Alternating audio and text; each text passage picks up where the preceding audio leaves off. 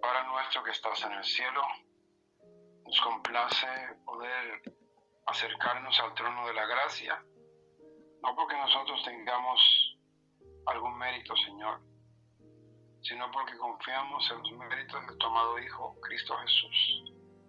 En su nombre te rogamos que tu Espíritu Santo nos dirija y que nos ayude a entender estas preciosas y vitales verdades para estos últimos días. Estamos viviendo en los últimos minutos de la historia de esta tierra.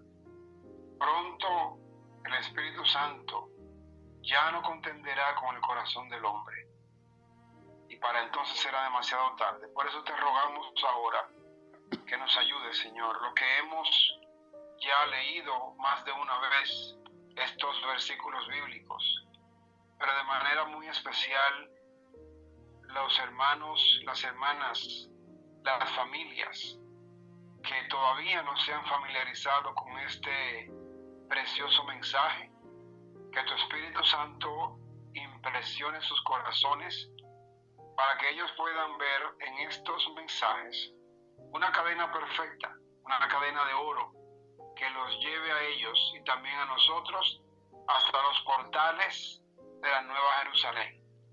Confiamos en tu misericordia, en que tú nos enseñarás para la gloria de tu nombre, porque te lo suplicamos en el nombre precioso y santo de nuestro Señor Jesús. Amén. Amén.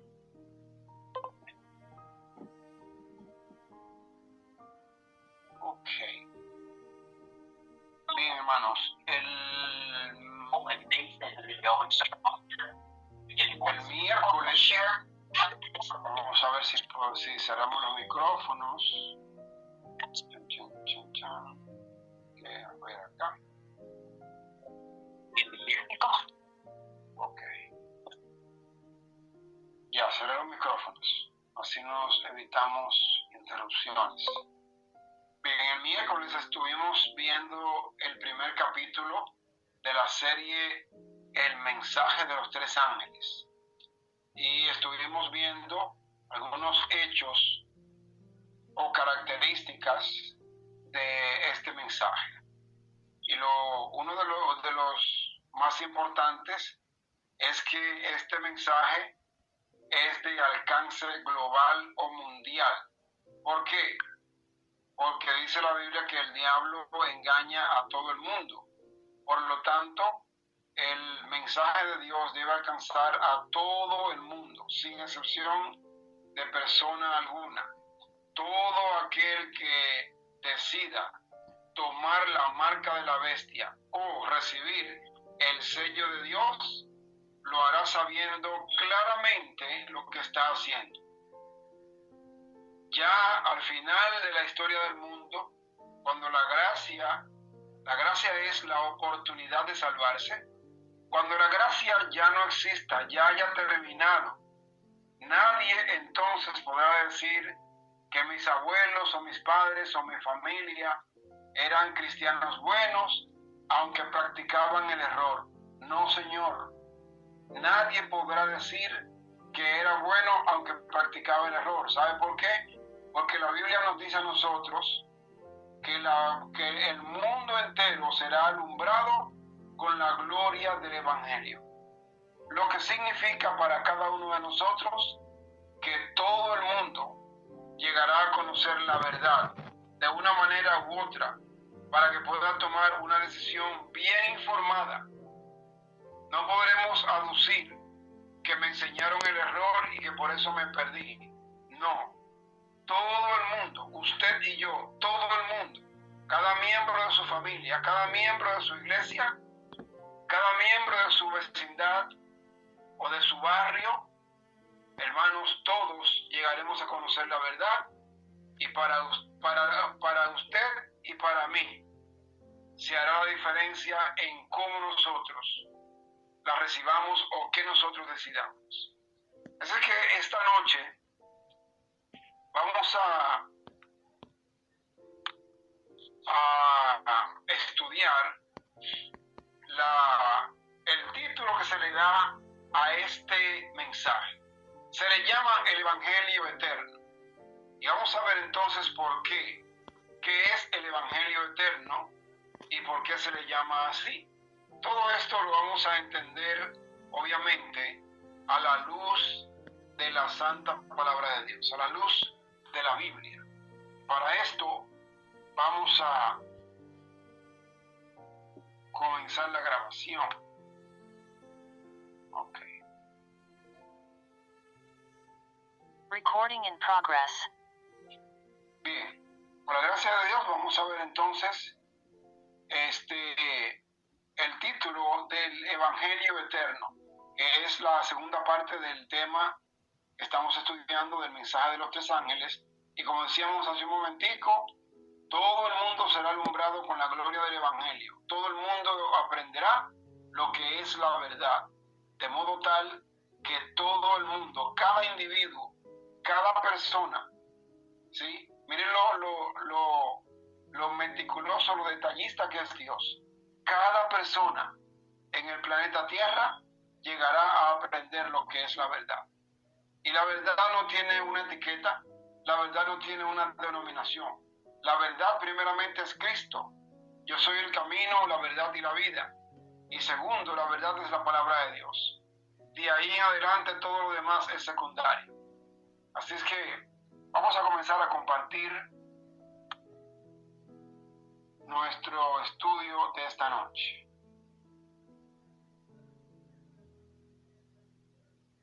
Ok.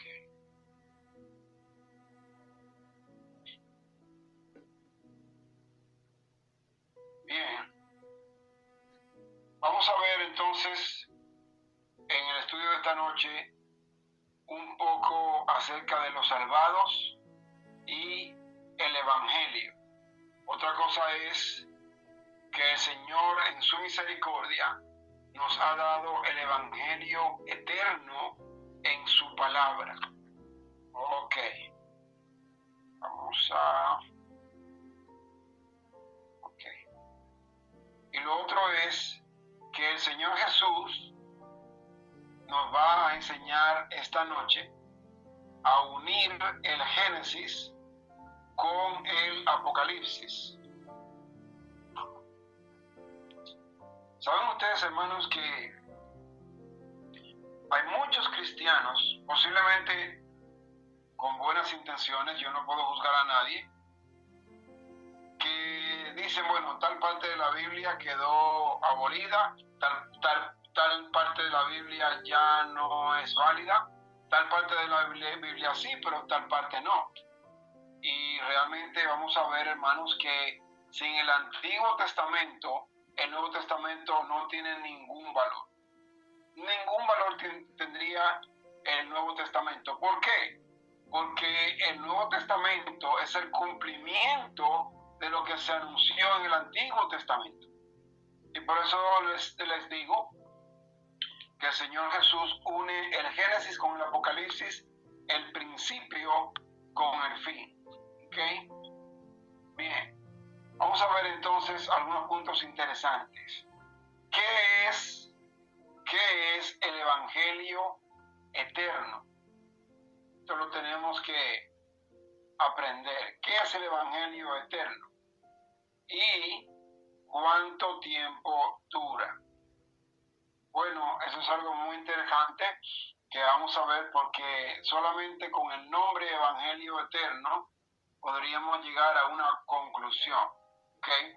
Si estuviéramos en una sala abierta, me gustaría más bien dejar que algunos de ustedes respondieran la pregunta: ¿cuánto dura el Evangelio eterno? ¿Y por qué se le llama el Evangelio eterno? Pero como no tenemos una sala abierta, vamos a estudiar esto en la palabra de Dios. El Evangelio eterno de Apocalipsis 14, 6 al 7, eso ya lo leímos. Vamos a leerlo rapidito. Vi volar por el medio del cielo a otro ángel, que tenía el Evangelio eterno, como ya dijimos, para predicarlo a los moradores de la tierra, a toda nación, tribu, lengua y pueblo, diciendo a gran voz: temed a Dios dadle gloria, porque la hora de su juicio ha llegado, y adorad a aquel que hizo el cielo y la tierra, el mar y las fuentes de las aguas. Todo esto lo estudiaremos en detalles, como ya hemos dicho. Sigue diciendo. Vamos a ver en la Biblia algunos ejemplos de perpetuo, para siempre, eterno o eterna en la Biblia. Yo les voy a mostrar a ustedes que cuando la Biblia dice para siempre o eterno, no significa esto que literalmente el tal evento dure eternamente y para siempre de manera literal. ¿Ok?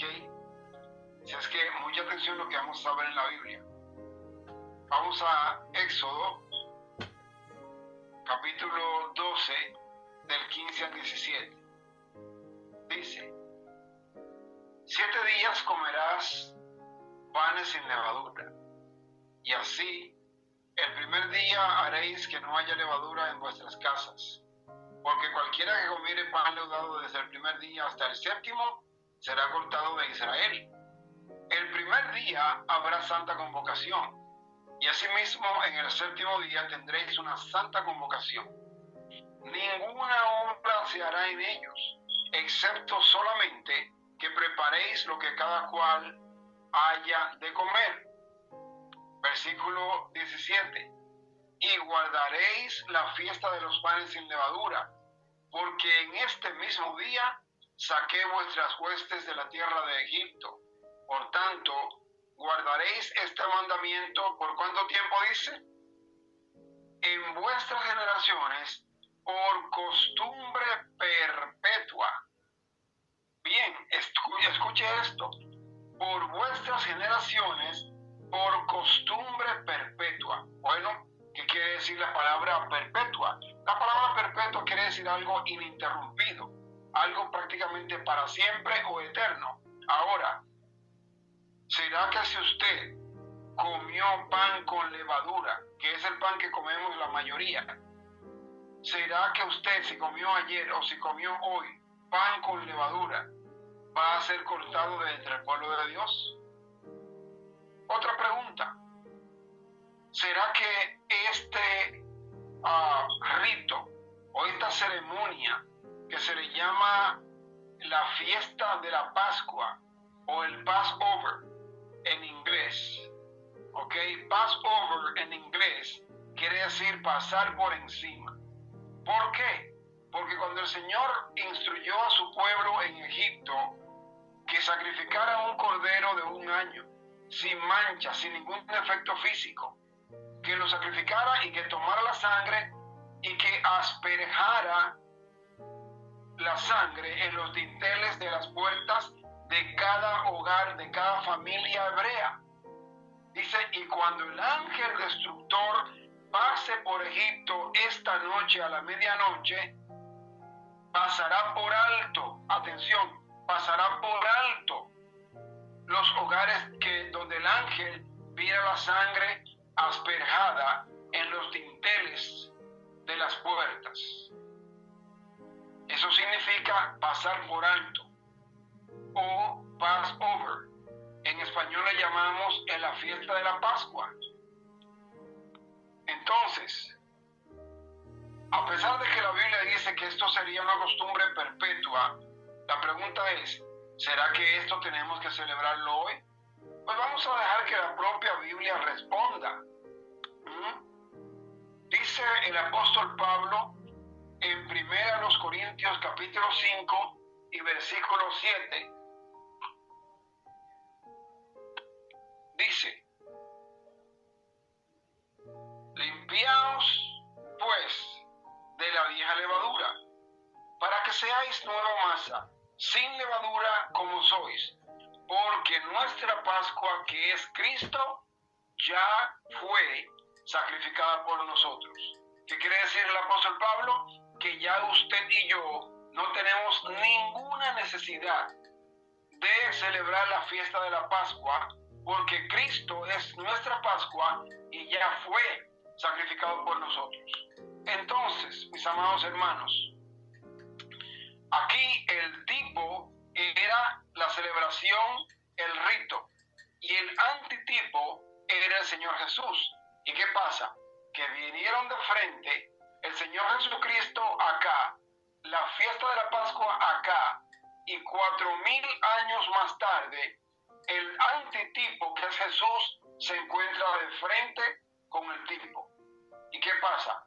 Que el antitipo le dice al tipo, ya no te necesitamos más.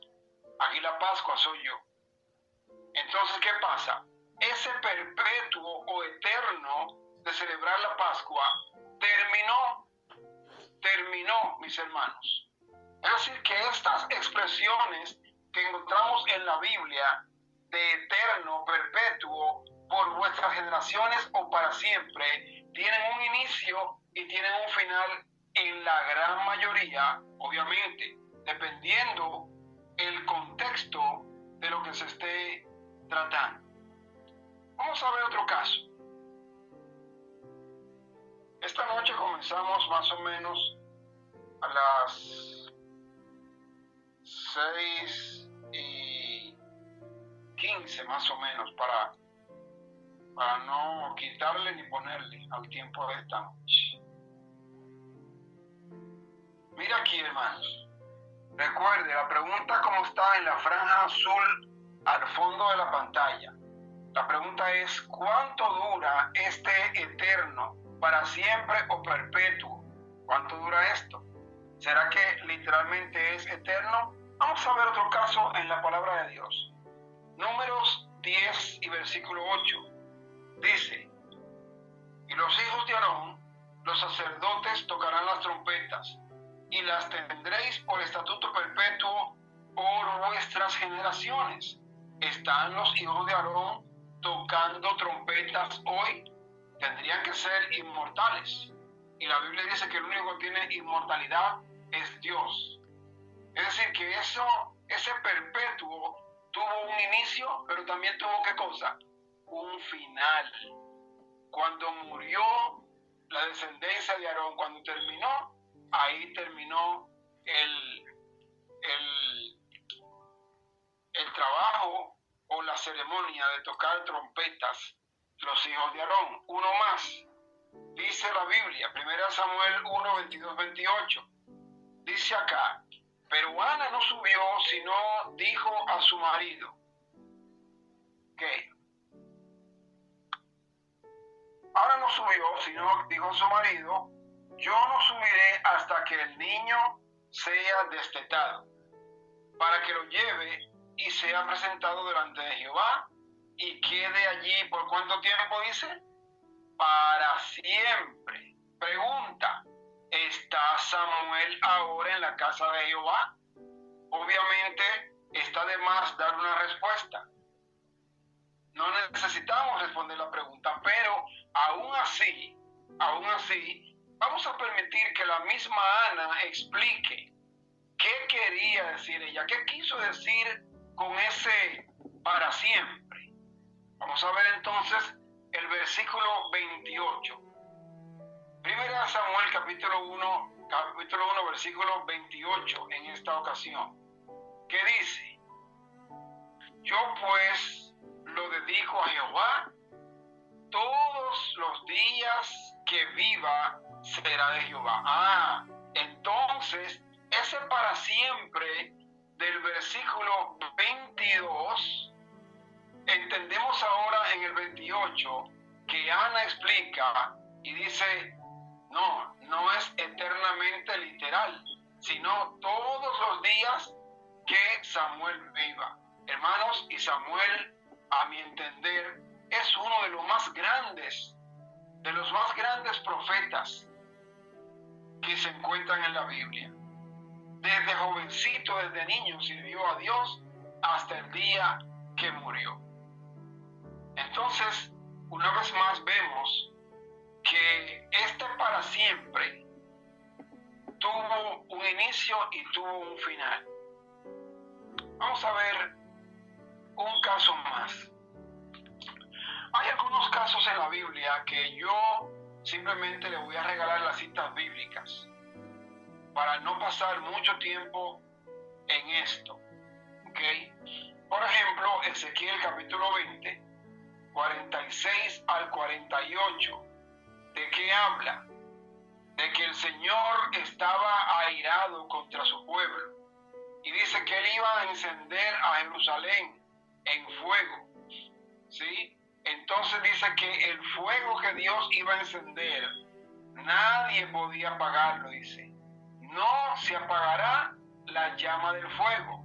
Significa que ese fuego está ardiendo hoy, dice.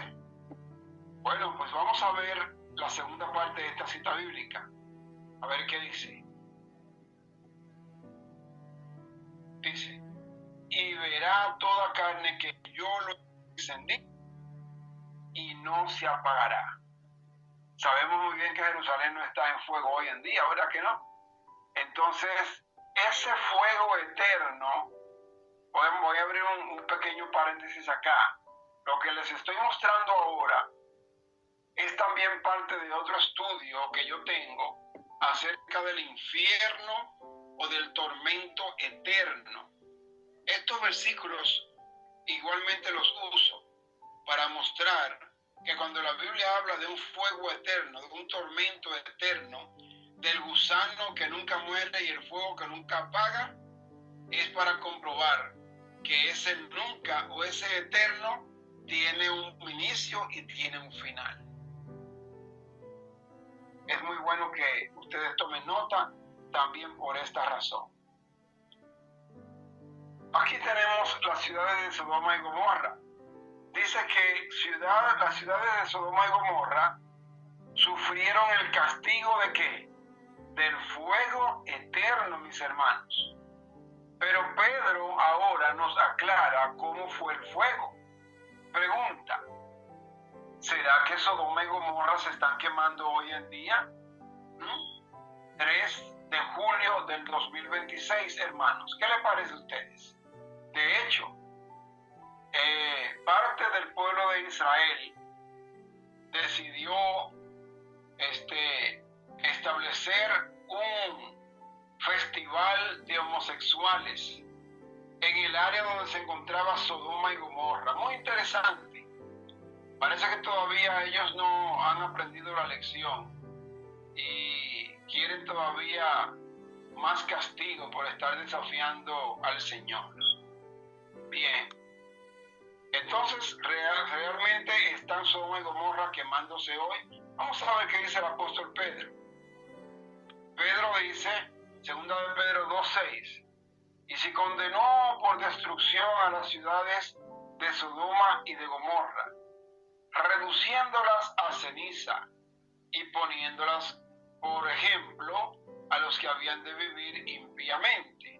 Bueno, dice aquí el apóstol Pedro que las ciudades de Sodoma y Gomorra fueron reducidas a ceniza. Pregunto, mis hermanos, ¿será que usted puede quemar cenizas? Haga la prueba. Porque si usted puede quemar cenizas, usted no necesitaría nunca comprar ni carbón ni comprar leña. ¿Ok? Si usted puede quemar ceniza, me avisa y le regalo un premio. ¿Ok? Lo que significa que Sodoma y Gomorra, de hecho, no fueron solamente 2, fueron 5 ciudades las que fueron destruidas. Fueron Adma, Seboín, Zoar, Sodoma y Gomorra, 5 ciudades. Y dice Pedro que el fuego que Dios envió, las redujo a cenizas. Conozco algunas personas que han visitado el lugar y ellos narran que el fuego fue tan terrible que era como si el fuego penetrara las paredes y todas las estructuras donde caía. Fue terrible el fuego que Dios hizo llover sobre Sodoma y Gomorra. Bien. Notemos cuidadosamente lo siguiente. ¿Okay?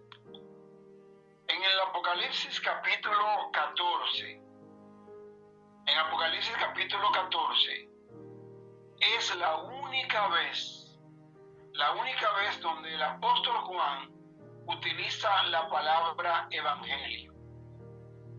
No hay ninguna otra ocasión, ni ningún otro registro en la Biblia donde Juan, repito, Juan, no los demás escritores, donde Juan haya escrito la palabra evangelio.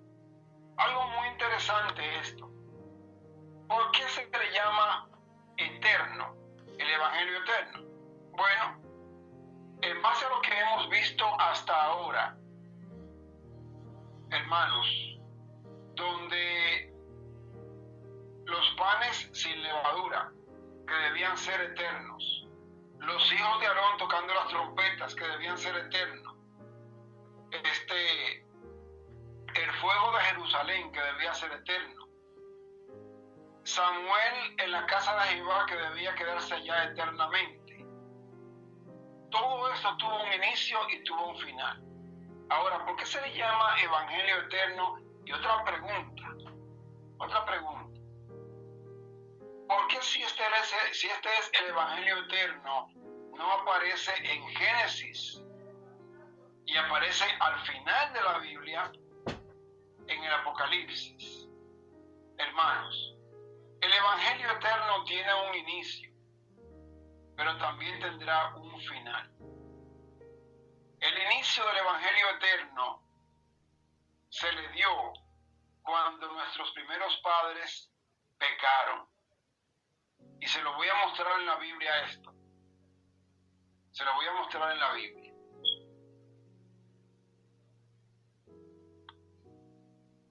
Volviendo al comienzo de la historia humana, Adán y Eva fueron creados santos, inocentes y justos. Ellos poseían un manto literal de luz que simbolizaba la justicia y la obediencia a la ley de Dios. Repito, ese manto que cubría a Adán y a Eva simbolizaba la justicia y la obediencia a la ley de Dios. Yo no entiendo, hermanos, y quizás ustedes se habrán hecho la misma pregunta que yo. Yo no entiendo por qué todas las películas que filman,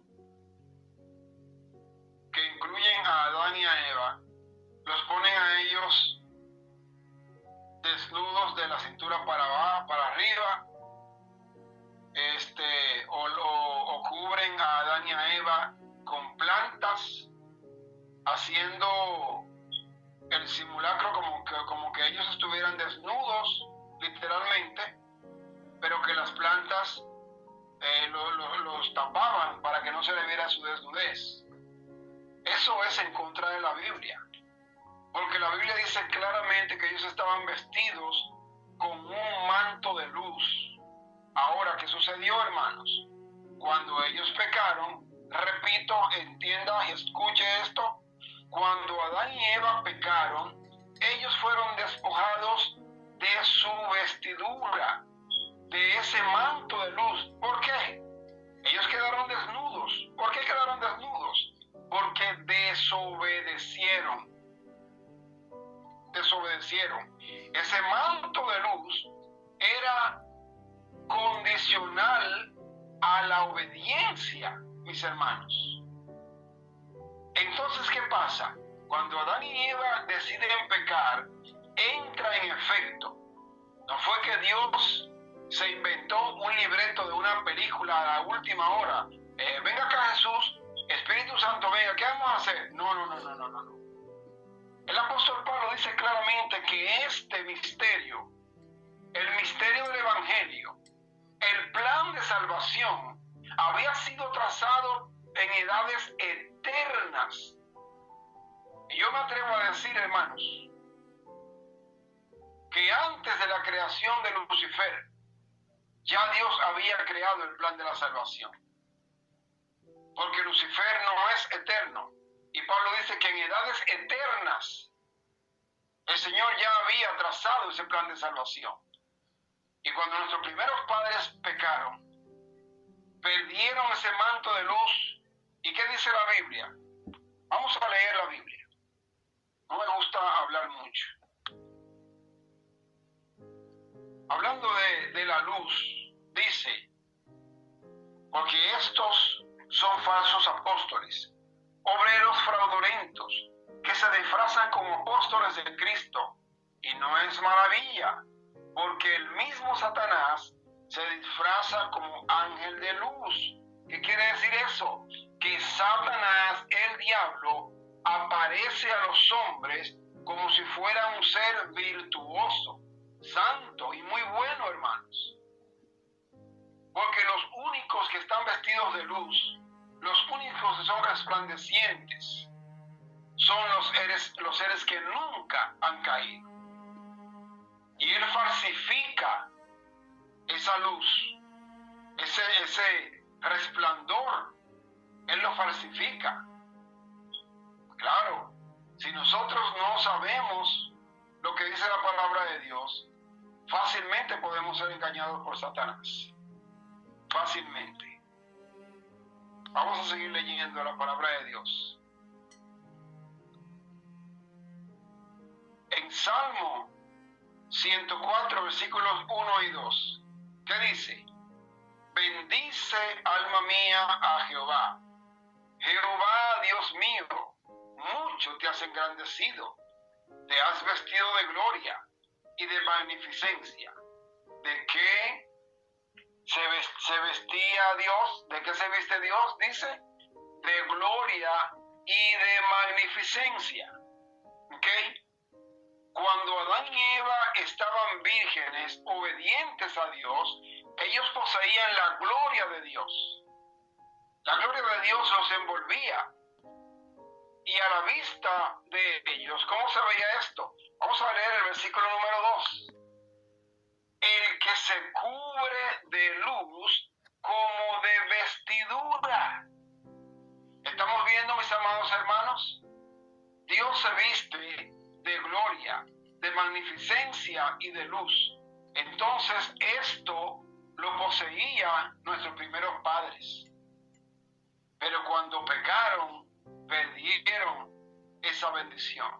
Y obviamente se vieron desnudos, porque ya no tenían ese manto de luz que los cubriera.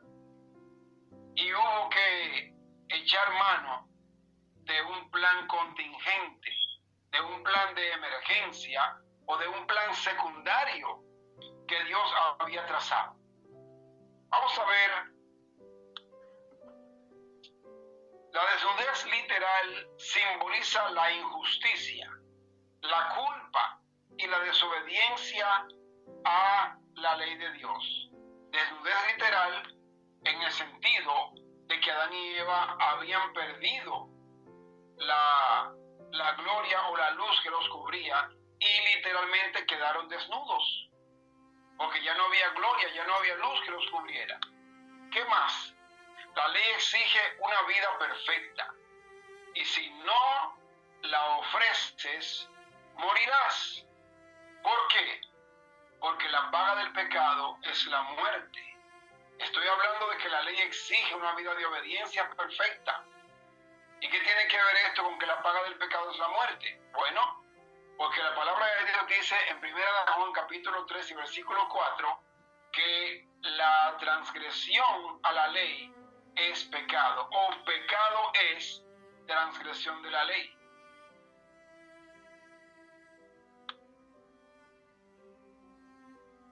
Podemos estudiar Romanos 6:23 en otro momento, y recordemos, hermanos, que el Señor pecado ofrece igualdad de oportunidades y nunca estaremos desempleados.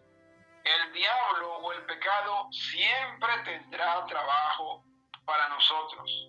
De eso no hay ninguna duda. Pero recordemos, hermanos, que la recompensa que alcanzaremos por el pecado será no solamente la muerte temporal, sino especialmente la muerte eterna será lo que vamos a alcanzar, hermanos. Vamos entonces a comenzar a ver un poquito más en detalles lo que es el Evangelio eterno. La palabra de Dios dice en Génesis 2:17: mas del árbol de la ciencia del bien y del mal no comerás, porque el día que de él comieres, ¿qué pasará? Ciertamente morirás. Pregunta: ¿comieron ellos del árbol de la ciencia del bien y del mal? Sí. Pregunta: ¿murieron ellos en ese día? No. ¿Por qué no murieron en ese día? Ahora, recuerden que Dios dijo el día que de él comieres. Dios no les dijo a los 100 o 500 o 1000 años más tarde van a morir. No, Señor. Otros aducen que ellos no murieron ese día físicamente, pero que espiritualmente comenzaron a morir, o que físicamente comenzó el deterioro de ellos. No, señores. Si alguien les dice eso a ustedes, díganles simplemente con una sonrisa en el rostro que están equivocados. Porque la palabra de Dios es clara. Dios dice: el día que de él comas, morirás. Una sentencia clara. Ahora, ¿por qué no murieron, hermanos? La Biblia no dice que eventualmente moriría, sino inmediatamente. Inmediatamente. ¿Por qué no murieron? Bueno, de acuerdo al apóstol Pablo, el morir es la desnudez suprema. Pero eso no lo vamos a estudiar ahora, hermanos. Vamos a ver por qué Adán y Eva no murieron, hermanos. Recordemos nosotros, todos hemos pecado. Como vimos hace un momentico, le voy a mostrar de nuevo.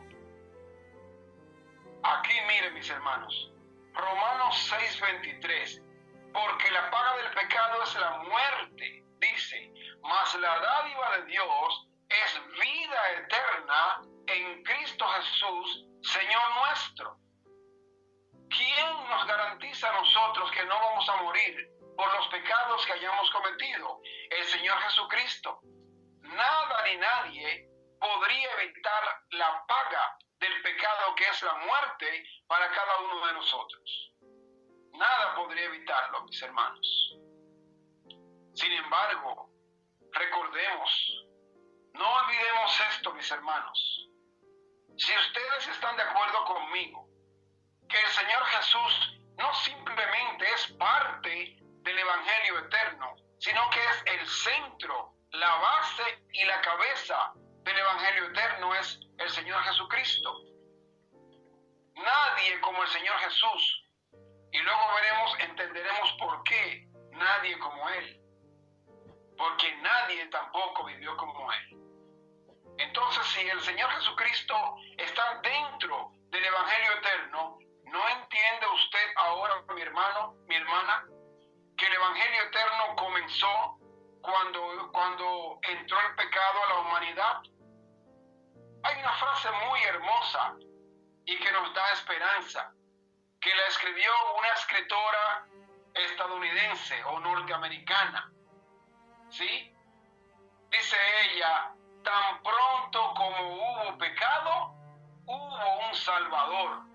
Hermanos, eso debería darnos a nosotros nuevas esperanzas, nuevas fuerzas para seguir adelante. Tan pronto como hubo pecado, hubo un Salvador. Vamos a leerlo eso en la Biblia, hermanos. Vamos a leerlo en la Biblia, porque esto es hermoso. Estudiar el plan de salvación, el amor que el Padre, el Hijo y el Espíritu Santo han tenido por nosotros, la tolerancia de Dios hacia el pecado y los pecadores. ¿Cómo podemos nosotros, dice el apóstol, dejar de aprovechar tan grande salvación que el Señor nos ha ofrecido a través del Señor Jesucristo? Bien, vamos a leer la próxima cita bíblica. Vamos a ver el plan del Evangelio eterno en más detalles de lo que hemos visto hasta ahora. Ellos, Adán y Eva, no murieron ese mismo día que pecaron debido a un plan que había sido trazado o establecido en las edades eternas. ¿Qué plan es ese, hermano? Vamos a ver. El plan comprendía dos puntos especiales. Punto número 1. La elección de un cordero perfecto.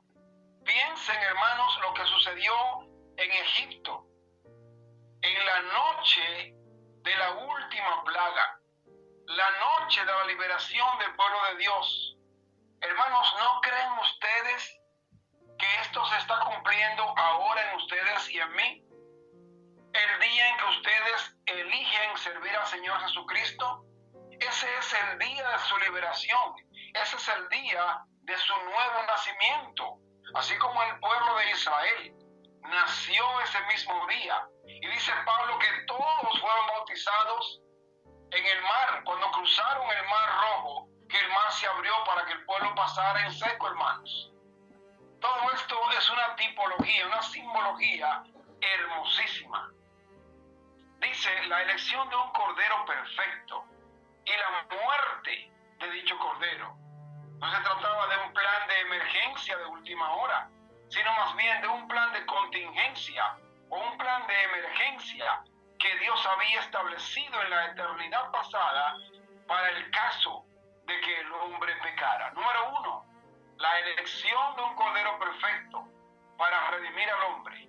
Y número 2, Dios, entendamos esto, Dios no fue tomado por sorpresa, como diciendo, bueno, ¿y ahora qué vamos a hacer?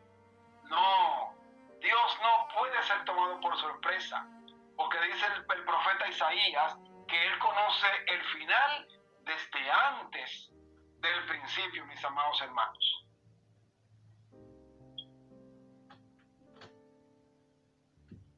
Primera de Pedro, capítulo 1, 18 al 20, que nos dice, sabiendo que fuisteis rescatados de vuestra vana manera de vivir.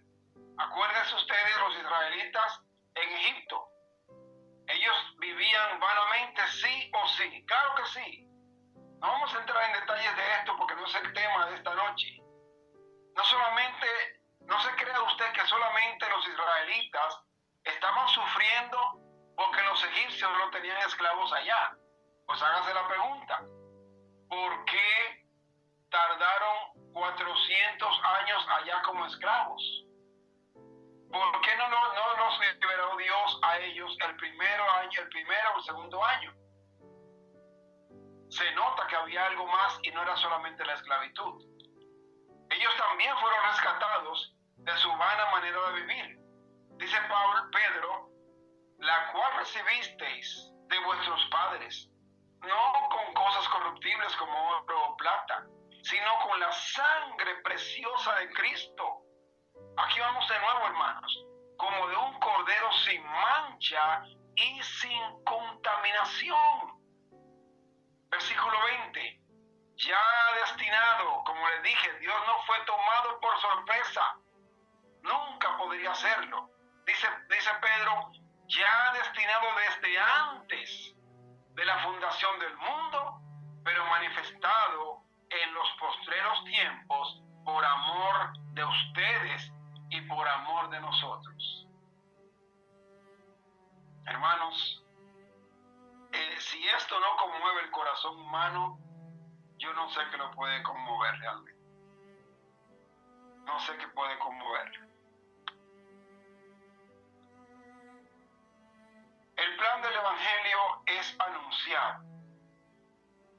Y ya vimos una parte como el Señor hizo esa provisión para nosotros desde la eternidad. Bien, en Génesis 3:7 dice la palabra de Dios, entonces fueron abiertos los ojos de ambos, de Adán y Eva, y conocieron que estaban como desnudos. Entonces cosieron hojas de higuera y se hicieron delantales. Ahora, Dios dice, y Dios le dice a usted y también a mí, usted no puede cubrir su desnudez por usted mismo, por más que lo intente.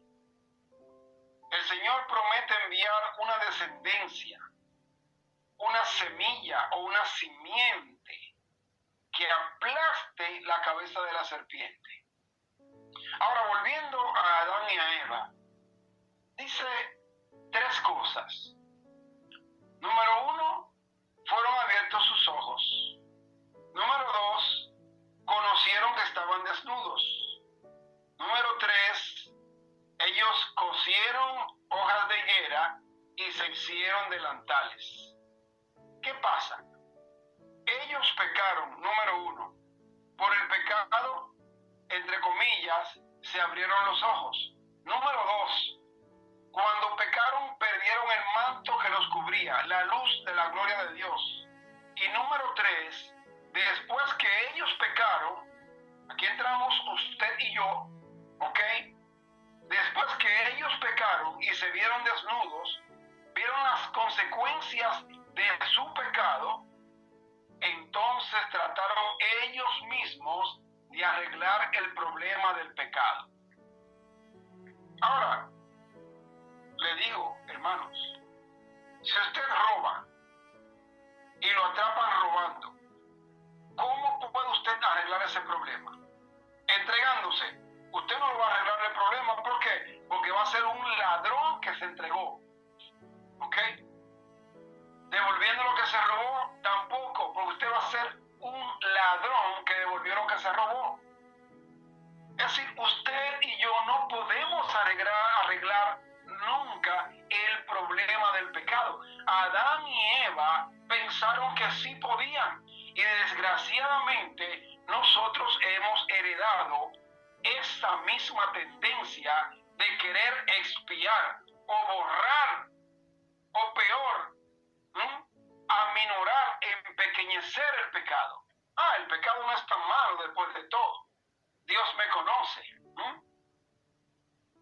Hay hombres que dicen, Dios sabe que yo soy hombre, que no me puedo resistir a esa mujer. Sí, Dios sabe que tú eres hombre y por tu pecado vas a ser tirado al lago de fuego si no te arrepientes. Es decir, nosotros no podemos resolver el problema del pecado. Ahora la pregunta es, hermanos, ¿cómo se resolvió este problema? Vamos a seguir leyendo la Biblia, porque la Biblia es la que tiene que darnos la respuesta. Se lleva a cabo la justicia divina. La palabra de Dios dice, Génesis 3:15, y pondré enemistad entre ti y la mujer, entre tu simiente y la simiente suya.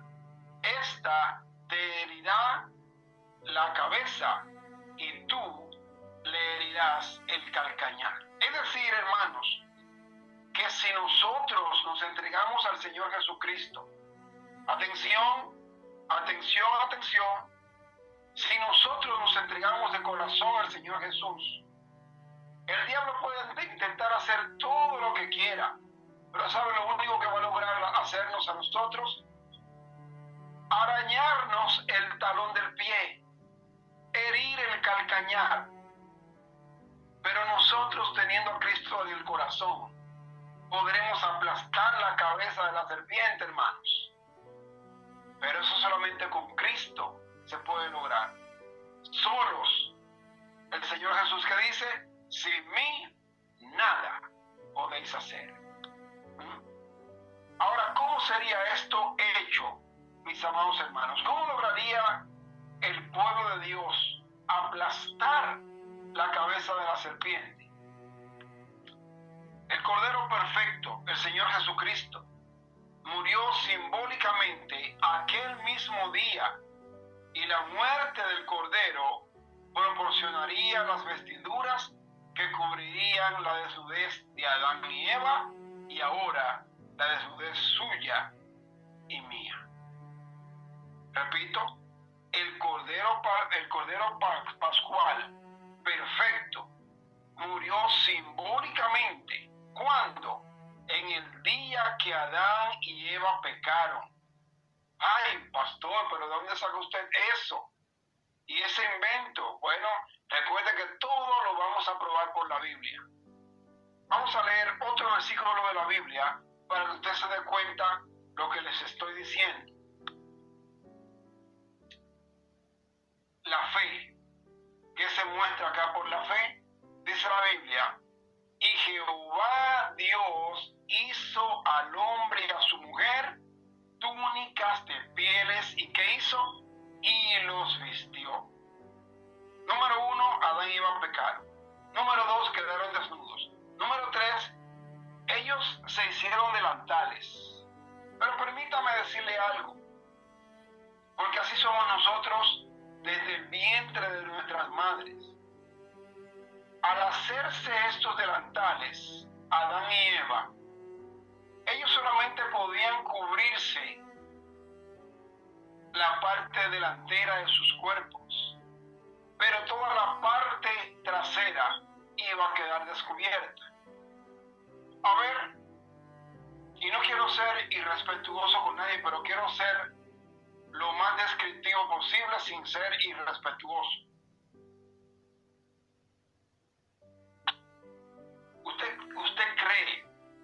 ¿Usted cree que alguna persona en su sano juicio se vestiría con un delantal, solamente con un delantal, y saldría a la calle?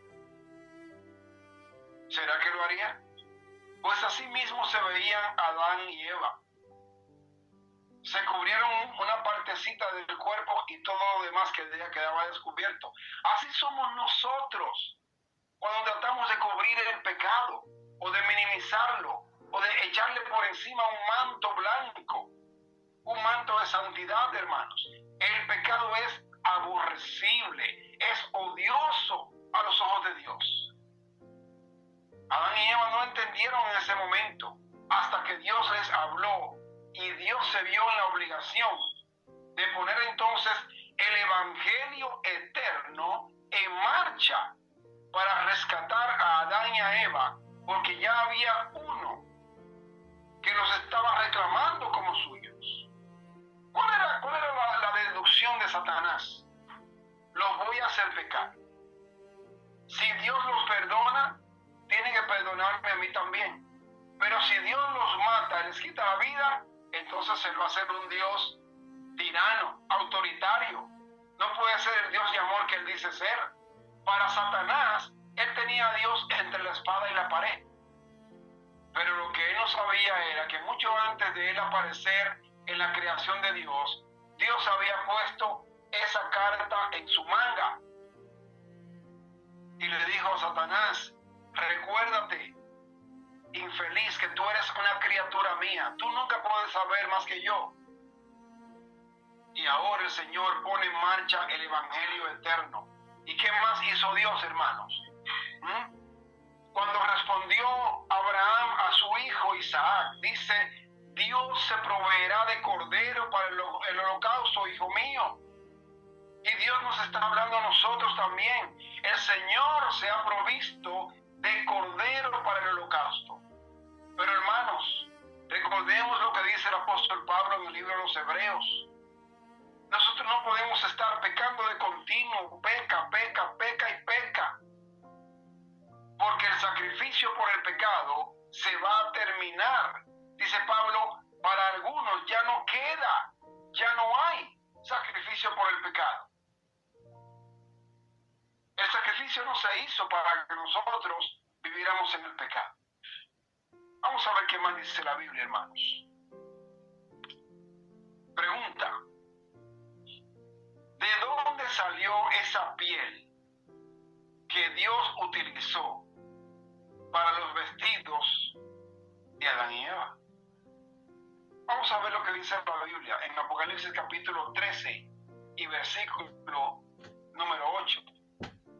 Dice, y la adoraron. Hablando de la primera bestia que sale del mar.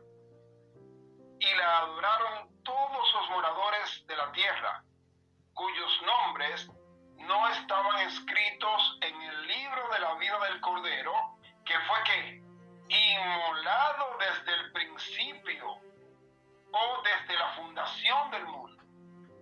Entonces, ¿qué pasó en el Edén cuando Adán y Eva pecaron? Que el Padre tomó pieles de cordero y los vistió. El cordero pascual fue inmolado simbólicamente, hermanos. Ahora imagínense usted a Adán, un hombre que hacía unos minutos era virgen, que no conocía el pecado y que no conocía la muerte. Ahora le tocó a él, a Adán, no a Dios, no al Padre. Ahora le tocó a Adán tomar un cuchillo, hermanos, tomar un cuchillo y abrir la garganta de ese pobre corderito inocente, para entonces tomar las pieles y poder cubrirse. Es por eso, mis amados hermanos, que sin la justicia de Cristo, todos estamos desnudos y completamente perdidos. Solamente Cristo puede cubrir nuestra desnudez. El Señor nos advierte en su palabra vez tras vez: cuiden lo que hagan, cuiden cómo caminan, cuiden cómo viven su vida de cristianos, para que no se vea la vergüenza de su desnudez. Hermanos, sin Cristo estamos desnudos ante el universo celestial. Y dice que solamente aquellos cuyos nombres están escritos en el libro de la vida del Cordero no adorarán a la bestia. Y por eso el Padre tuvo pieles para poder hacer los vestidos, y por eso el Padre pudo cubrir a Adán y a Eva, cubrir su desnudez.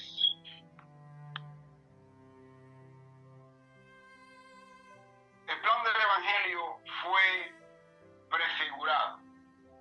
El Señor en su omnisciencia estableció el sistema de sacrificios.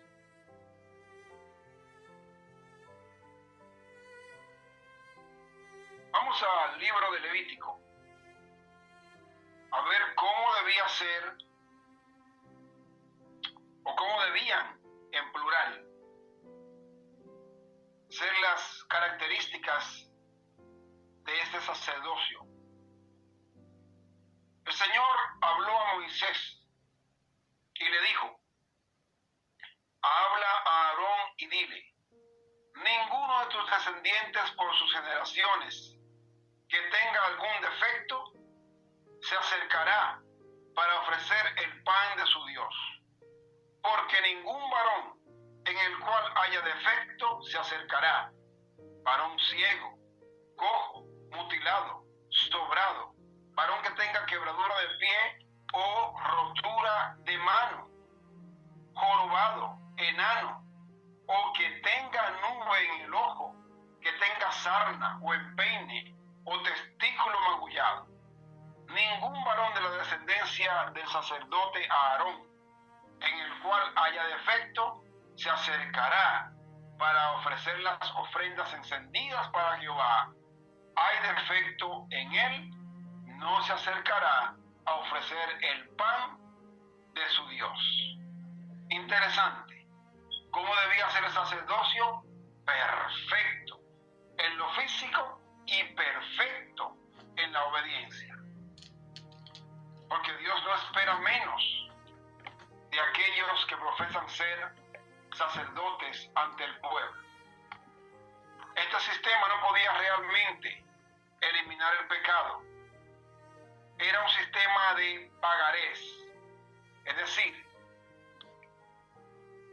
era un sistema que simplemente aliviaba la carga del pecado, mis hermanos, pero no borraba el pecado. El apóstol Pablo dice en Hebreos 10:4: porque la sangre de toros y de los machos cabríos no puede quitar los pecados. Hay una sola sangre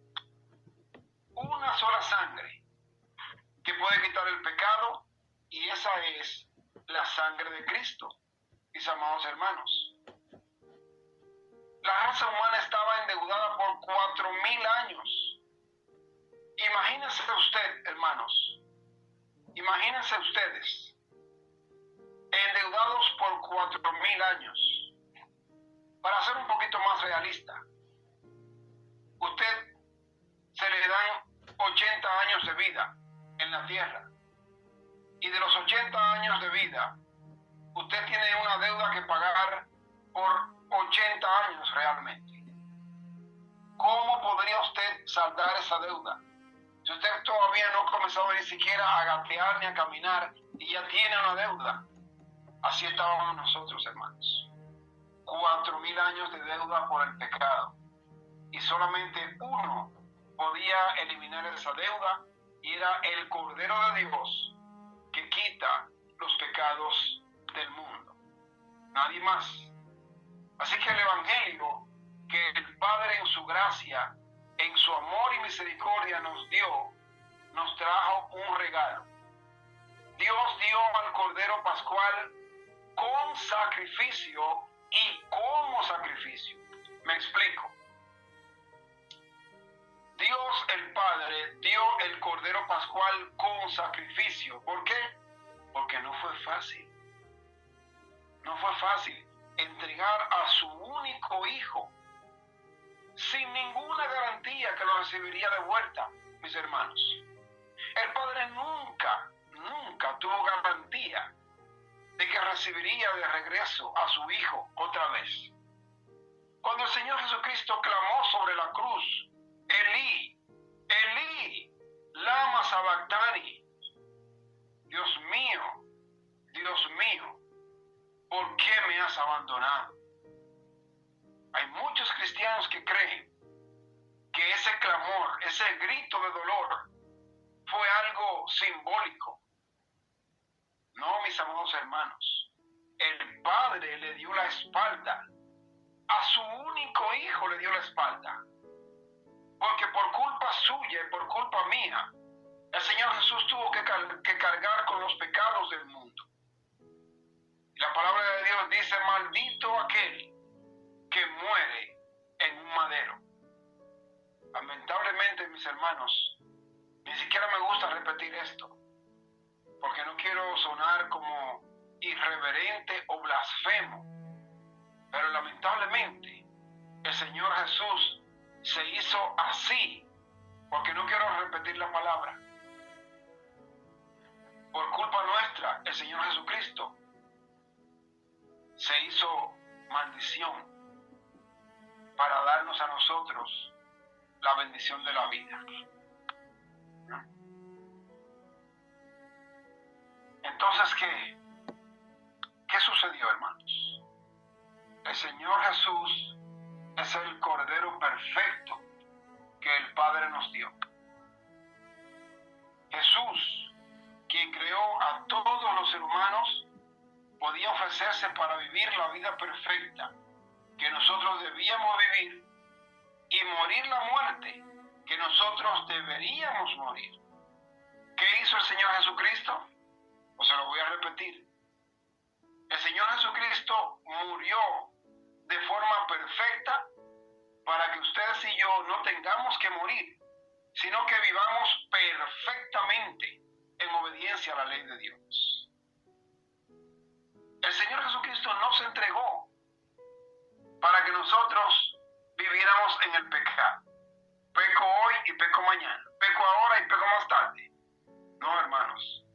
El apóstol Pablo dice que se acabará el sacrificio para esos que viven en el pecado. Al vivir y morir, el Señor Jesucristo tejería un manto perfecto de justicia para cubrir nuestra desnudez, porque Él sabía muy bien que no había ninguna otra manera posible de cubrir nuestra desnudez, sino por ese manto de su justicia perfecta. ¿Sabían ustedes, amados hermanos, que ese manto que el Señor Jesucristo tejió no tiene ni una sola hebra de hilo de este mundo? Ese manto de justicia perfecta se tejió en el telar del cielo. Ningún ser humano puso un dedo en este manto. Solo la justicia perfecta del Hijo de Dios hizo perfecta e hizo posible ese manto para nosotros. Vivir la vida perfecta que la ley exige de nosotros, y debemos también morir la muerte que la ley exige de nosotros. Una muerte al pecado, morir al yo, para vivir una vida de perfecta obediencia a la palabra de Dios. Qué cosa tan grande esta, hermanos.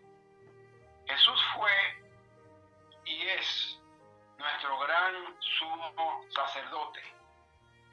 Él es el sumo sacerdote sin mancha, sin arrugas, sin ningún defecto ni nada parecido.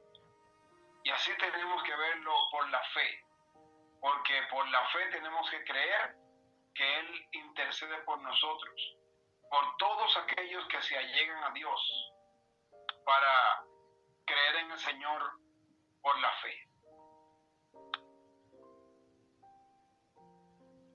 Hebreos 4:15 dice: porque no tenemos un sumo sacerdote que no pueda compadecerse de nuestras debilidades, sino uno que fue tentado en todo, según nuestra semejanza, pero sin pecado. Ahora, hermanos, ¿por qué el Señor Jesús se compadece de nuestras debilidades? Porque Él padeció todo lo que usted y yo padecemos. Posiblemente no de la misma manera, porque hay circunstancias y condiciones que no existían antes. Pero en su contexto, hermano, en su contenido, el Señor Jesucristo fue tentado en todo, pero sin pecado. Nos dice el apóstol Pablo en Hebreos 4 y versículo 15. En Hebreos 7:26 dice: porque tal sumo sacerdote nos conviene. ¿Cómo es el sumo sacerdote? El Señor Jesús, santo, inocente, sin mancha, apartado de los pecadores y hecho más sublime que los cielos. Y me gusta la expresión del apóstol Pablo, apartado de los pecadores. Hermanos, esto no significa que usted se aparte de la gente y no les predique. Nosotros tenemos que predicarle a la gente. Recuerde que somos el canal que Dios usa para llevar el evangelio eterno a las almas que están pereciendo. Pero también tenemos que tener cuidado de no mezclarnos con los pecadores para hacer lo que ellos hacen. En ese sentido, el Señor Jesús estaba completamente apartado de los pecadores. ¿Sí? El Señor Jesucristo es nuestro Cordero, el Cordero Pascual, que quita los pecados del mundo. Como dice el apóstol Pedro, sabiendo que fuimos rescatados de nuestra vana manera de vivir, la cual recibimos de nuestros padres, no con cosas corruptibles como oro o plata, sino con la sangre preciosa de Cristo, como de un cordero, sin mancha y sin contaminación. Amados hermanos, el Señor Jesucristo es el Cordero Pascual. El Señor Jesucristo es el Cordero de Dios que quita los pecados del mundo. El Señor Jesucristo es el centro, la base y la cabeza del Evangelio eterno. Cuando la Biblia dice: temed a Dios y darle gloria, porque la hora de su juicio ha llegado. ¿Acaso no fue eso lo mismo que el Padre le dijo a Adán y a Eva en el Edén? Cuando Adán y Eva pecaron, que se escondieron de la presencia de Dios porque sabían que habían pecado. Dios se acercó a ellos buscándolos, así como hizo el padre en la parábola del hijo pródigo. Primero salió el padre, día por día salía el padre, esperando que apareciera ese hijo. Así vino el padre a buscarlos al jardín del Edén. Y Adán dijo: oí tu voz y tuve miedo. ¿Por qué tuvo miedo? Dice Primera de Juan en el capítulo 4 que todo aquel que tiene miedo es porque está en desobediencia. Dice Primera de Juan 4. Entonces, amados hermanos, el Señor le dijo a Adán y a Eva de forma implícita, es decir, indirectamente: temed a Dios y dadle honra, porque la hora de su juicio ha llegado. ¿Cuándo llegó la hora del juicio para Adán y a Eva? En el momento que Dios descendió al Edén y comenzó a hacerle una serie de preguntas. Ya el mismo pecado traía condenación a Adán. Amados hermanos, el Evangelio eterno comenzó en el jardín del Edén, pero el Evangelio eterno pronto terminará. Y la pregunta para el Señor, para nosotros, del Señor Jesucristo es: vamos a abrir la puerta para que el Señor Jesús entre. El Señor todavía está tocando la puerta. Él sigue todavía esperando que nosotros abramos el corazón. No puede haber evangelio eterno sin Cristo. No puede haber mensaje de los tres ángeles sin el Señor Jesús. Porque Él es el centro, Él es lo más importante del mensaje de los tres ángeles. Lamentablemente hay predicadores que llevan este mensaje sin Cristo. Pero el Señor Jesús, así como abrió los brazos en la cruz, los abre hoy para recibirnos y también imputarnos su justicia, y que por su gracia podamos aparecer como justos delante del Padre. Qué bueno sería para nosotros que en vez de tener miedo por el pecado como lo tuvo Adán, tengamos plena confianza, como nos dice Pablo: acercaos pues confiadamente al trono de la gracia, y que hoy por la gracia de Cristo podamos acercarnos al Padre. Yo oro, mis amados hermanos, para que esta sea la experiencia nuestra, y que en vez de tener miedo tengamos confianza, y podamos tener en común a este Padre, pero también a este hermano mayor que intercede ante el Padre. El Señor dice en su palabra: porque no hay ningún mediador entre los hombres y Dios, sino a Jesucristo el hombre. Un solo mediador entre Dios y los hombres, y es Cristo. Oramos para que el Señor Jesucristo sea el mediador, el abogado, el gran sumo sacerdote, pero también el juez nuestro, para que podamos salir absueltos del juicio de Dios. Que el Señor Jesucristo les bendiga ricamente y que sea esta nuestra experiencia.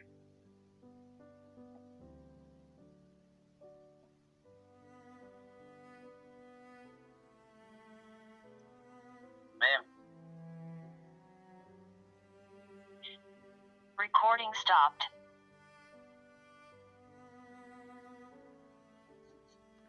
Les bendiga, hermanos. ¿Hay alguna pregunta o comentario? Muchas gracias, Dios lo bendiga, todo muy claro.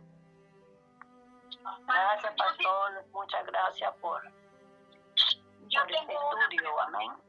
Amén, gloria a Dios, hermana. Adelante. Yo tengo una pregunta. ¿Cómo podríamos definir el no estar junto a los pecadores? O sea, esa parte no la entendí.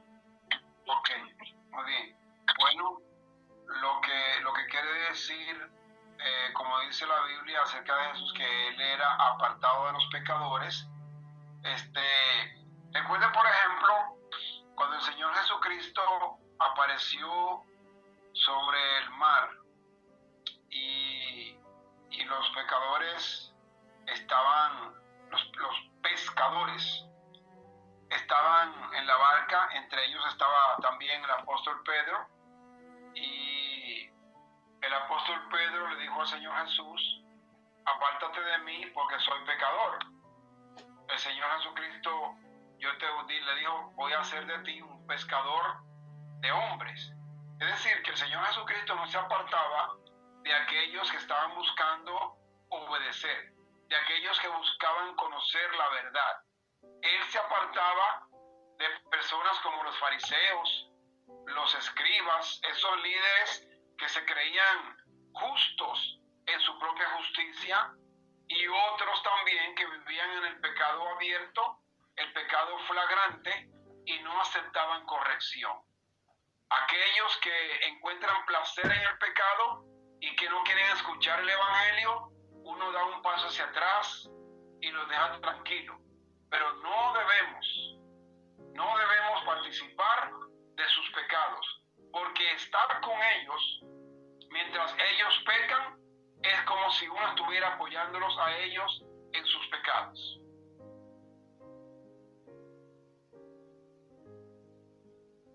Muy bien, gracias, pastor. Ahora sí me quedó claro. Bueno, gracias al Señor. Adelante, ¿alguna otra pregunta o comentario?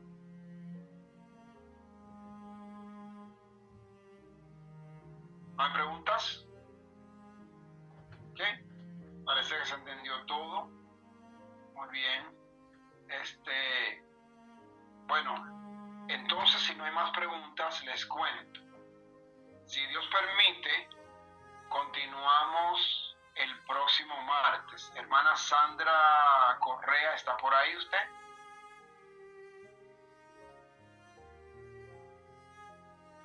No sé si me está escuchando. Hermana Sandra Correa, ¿está? No sé. Bueno, de todos modos, yo doy la información. Le iba a decir que, pues, la anfitriona hasta ahora es la hermana Sandra Correa. Entonces ellos se reúnen, sí, leí su mensaje, hermana Sandra.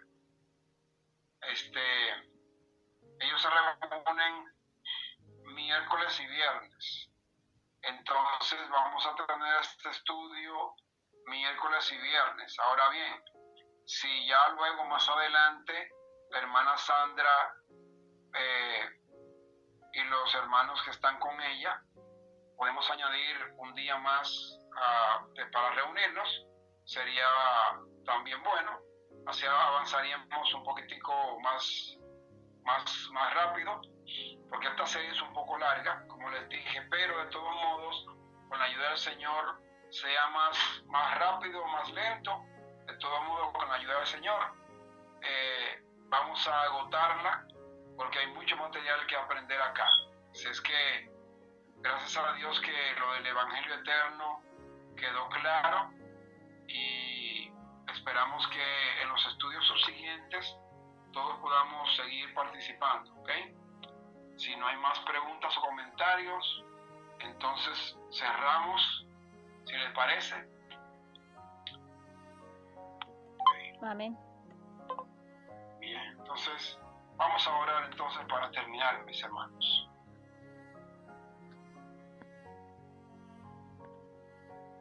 Amado Padre, nuestras palabras son muy limitadas para agradecerte por el Evangelio eterno. Ese Evangelio que tú escribiste, que trazaste desde las edades eternas y que lo pusiste en marcha en el mismo momento en que nuestros primeros padres pecaron.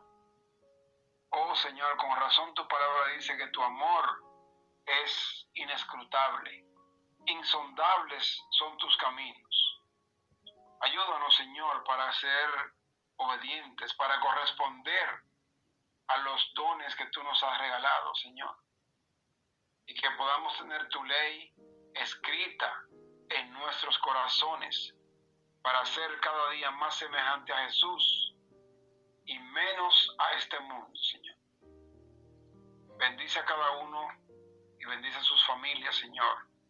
Recuerda a la hermana Rosana, que estuvimos orando por ella anoche, por tus hijos en Venezuela, y donde quiera que estén tus hijos, Señor, que tú los cubras debajo de tus alas, Padre. Guárdalos a ellos también y bendícelos, y a cada uno permítenos tener una buena noche de descanso y un sábado de gran gozo. En el nombre de Jesús. Amén.